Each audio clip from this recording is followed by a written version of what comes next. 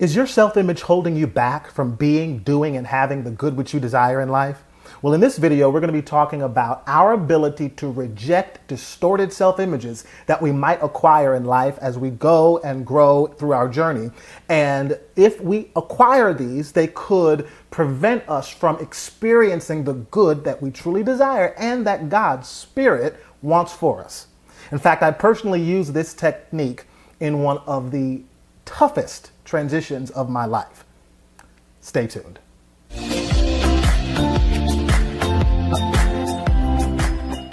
Awesome people, it's me, Jason, and welcome to jasonpowell.faith here on YouTube, where we intentionally raise our consciousness to manifest more heaven on earth.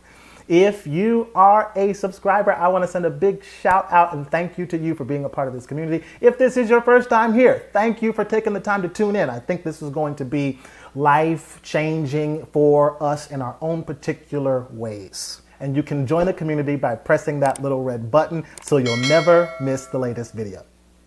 How we see ourselves determines how we show up in the world. Dr. David Yonggi Cho, founder of what has been named the largest church congregation in the world with over 750,000 members, said in his book, Unleashing the Power of Faith, you must have an image of yourself as a ruler. Here's a man who founded a church from nothing, came from extreme gross poverty, and through God working through him and others, birthed one of the largest congregations in the entire world. In Numbers 13, the children of Israel are preparing to cross the Jordan River and enter their promised land, and they send out spies, or they send out people to do market research. They send out people to look and see what the state of the land is so that they can strategize and have a plan to take possession for what's theirs.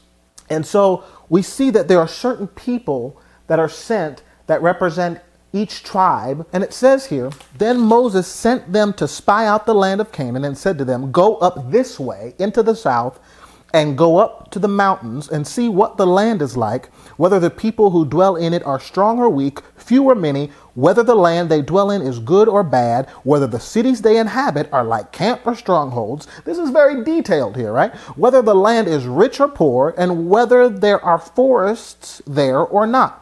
So he wants a detailed report of what the condition is in the land so that they can intelligently occupy, strategically, taking possession of what is theirs in spirit, according to God, right? But I want you to go to Numbers 13, verse 21. So they went up and spied out the land from the wilderness of Zin as far as Rehob, near the entrance of Hamath.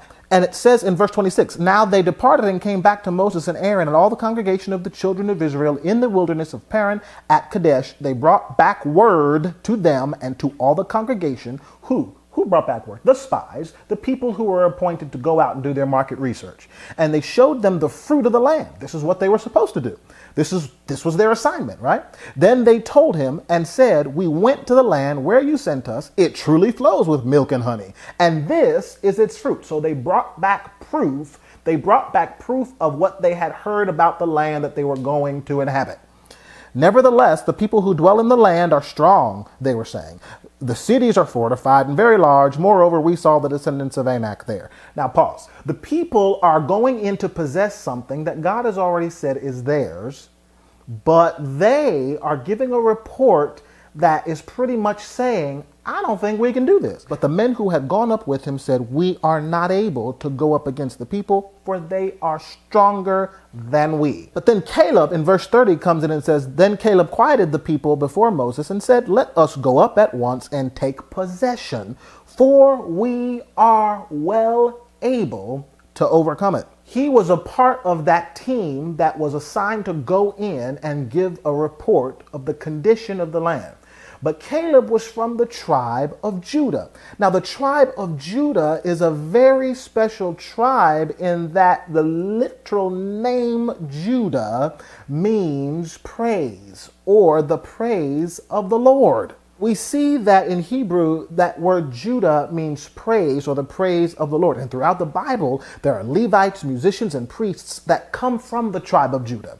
Well, Caleb comes from this tribe of Judah, and Caleb gives a special report of the land. This is the same man that was with the others. But he doesn't give the same response that most of the others gave. Caleb gives a different report, even though he saw the same thing, but he didn't respond the same way. Caleb saw the same external reality that the other spies saw, that the other people conducting their research saw, but Caleb had a different internal image than the others. Could it be that the dominant populace, the dominant mass of the people, were carrying a distorted self-image? But Caleb, the one that came from the tribe of Judah, the same tribe that King David and King Solomon came from, the same tribe that Jesus is reportedly a descendant of, could it be that because he had a different self-image that was rooted in giving thanks and praise to God as his source, that he had a root of a different self-image of what was possible for him and his people? I wonder what would happen if we approached our life from the standpoint of victory consciousness and going forward into life to lay claim of the things that God says is ours. Not talking about taking other people's things, because I do not believe that is a correct application of the text.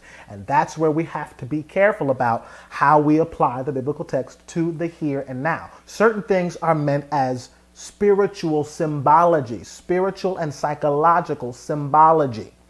You know, there's a metaphysical meaning that you can pull from it that has a healthy application to your life in the here and now. Think about this for a moment. In the natural, what concept does this sound like?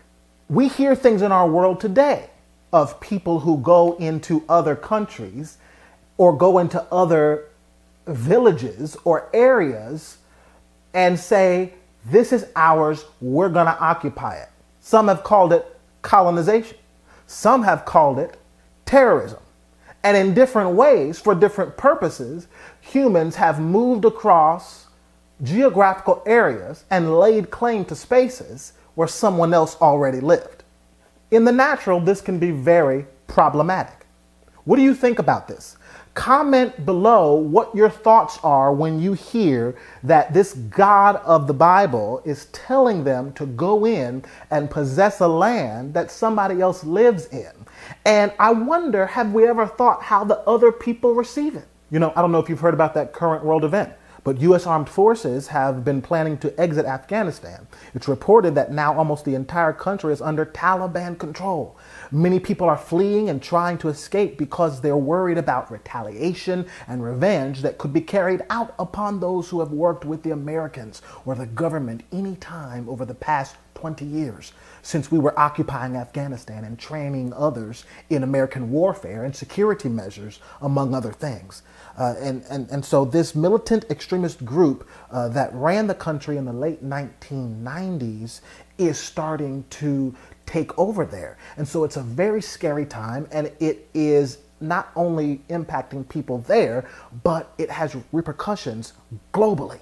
Now, how extreme of a distorted self-image would a person or social structure have to have in order to dominate and oppress people into living in enslavement of any kind, prohibiting their freedoms? We are not supposed to dominate other people. In Genesis 1:26, it said, "Then God said, let us make humans in our image, according to our likeness. Let them have dominion over the fish of the sea, over the birds of the air, over the cattle, over all the earth, and over every creeping thing that creeps on the earth." But notice it didn't say let them have dominion over other people. Thank God for Christ, who has leveled the playing field. It's no longer this idea that Christians should support, which says one group is higher than the other and one people are better than the other. For in Christ, we are all made one. There is neither male nor female, Greek nor Jew, bondservant nor free, right? But we are all one in Christ.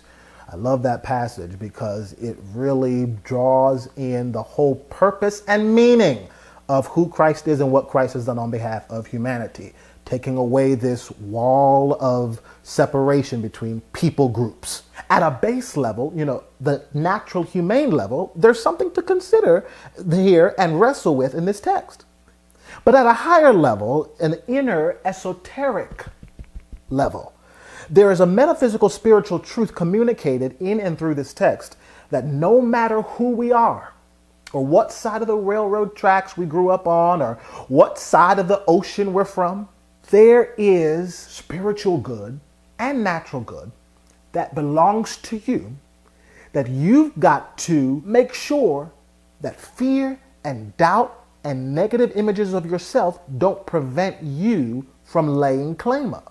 If you look specifically back at what Caleb said in verse 30, it says, "Then Caleb quieted the people before Moses and said, 'Let us go up at once and take possession, for we are well able to overcome it.' But the men who had gone up with him said, 'We are not able to go up against the people, for they are stronger than we.'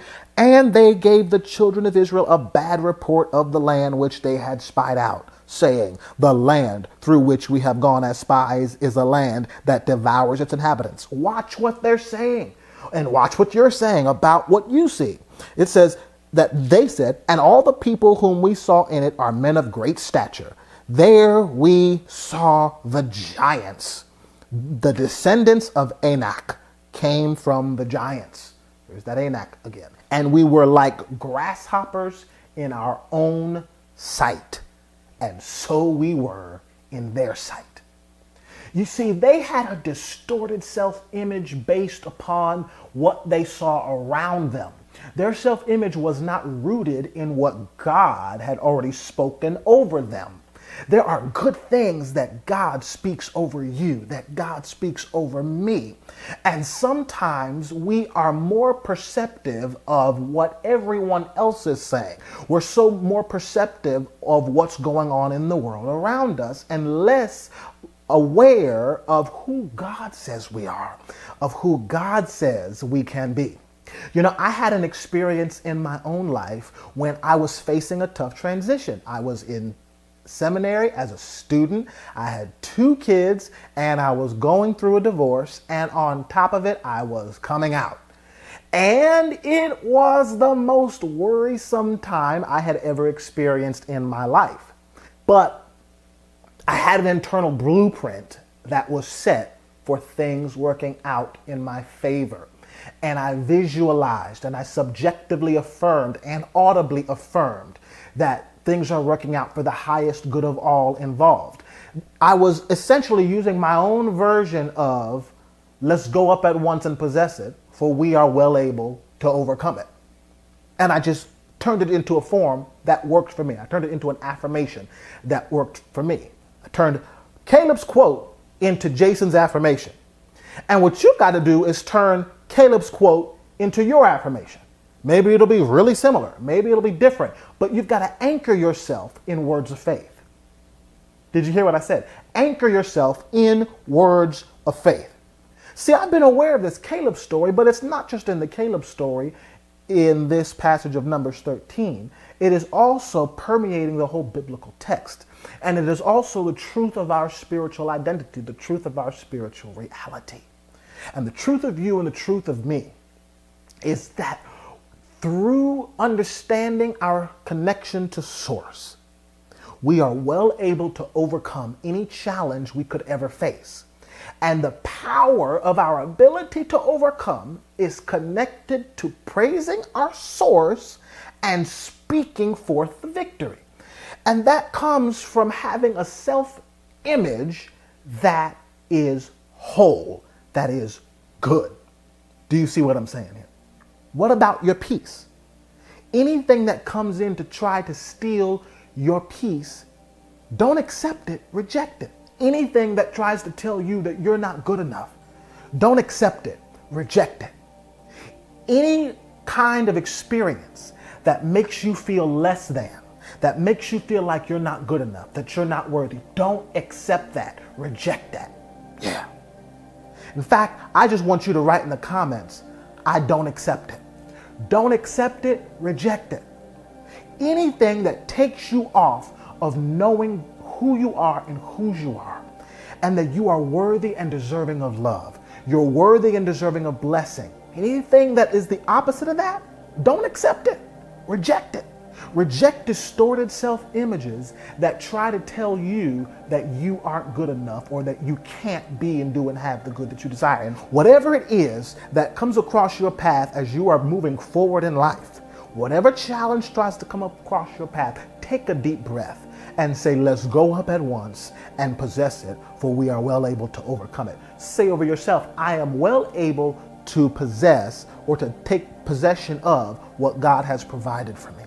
We're taking this quote and we're making affirmations out of it, because that has a way of shifting our self-image and rooting it in a greater reality. This is the technique that Caleb used when the others were just giving a response of what they saw around them. Caleb was remembering who he was, and he was giving voice with his words to the truth of his being, which was greater than what was occurring around. They took possession and great blessing resulted, and there were challenges in other ways as well. But life isn't static. You progress in areas and then new challenges arise. That's a part of life. But you're able to overcome it. Say it, I am well able to overcome it. There are areas in life that you are destined to be in. It's your promised land flowing with milk and honey, where there is joy, peace, abundance, goodness, wholeness in every area of your life. And there's some thought, or there's some belief, or there's some experience, or there's even a person that might tell you that you can't be it, or you can't do it, or you can't have it. Don't accept that. Reject that. And claim over yourself, I am well able to be, to do, and have the good I desire. Nothing's too good for you. Goodness was made for you. You were made to experience the goodness of God.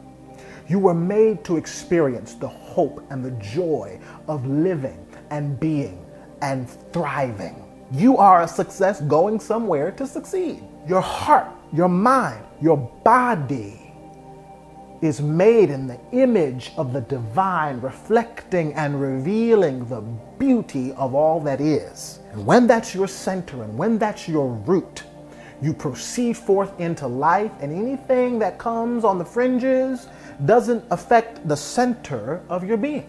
And the center of your being is, let's go up at once and possess it, for we are well able to overcome it. I am well able to take possession of all that God has provided for me. Today I take possession of my joy. Today I reclaim my joy. Today I take possession of my peace. I reclaim my peace. Today I take possession of my happiness and my contentment and my purpose and the vision of my life to advance. Today I take possession of that. Today I take possession of that dream or that goal that I've always wanted to try to pursue, but it always seemed like something was throwing me off or throwing me off track or pushing me back. No, today I step forward again. And today I claim the good that God has already said is mine. How do I know God said it's mine? I find the good things of spirit and good things of blessing that I find in Scripture. And I'm also aware. I have an inner knowing that's for me. That's for me. Maybe it's relationship wholeness. That's for me. Maybe it's financial well-being and abundance. That's for me. Come on, right? That's for me. That's for me. Maybe it's a life where you're able to move and go and be and do the things that have stirred in your heart since you were a kid. Say, that's for me. That's for me. Maybe it is a healthy retirement and being able to do the hobbies and the things that come naturally to you, that inspire you, that maybe you felt like you haven't been able to do for a number of years. Say, that's for me. It's not too late for you. You're not too old. You're not too young. You're not too short. You're not too tall. You're not too big. You're not too small. You're beautiful the way you are. You're more than enough, and you're well able to do, to be, and to have the good that you desire and that God wants for you. Say, I am well able to occupy all that God has provided for me. I am well able to take possession of all that God has provided for me. Say it over yourself. I am well able to overcome every challenge I could possibly face through the presence and power of God at work within me. Don't let what your eye sees in the natural stop the spiritual eye of God at work within you. Don't accept negative words about you. Reject it and claim, I am well able to take possession of all that God has provided for me.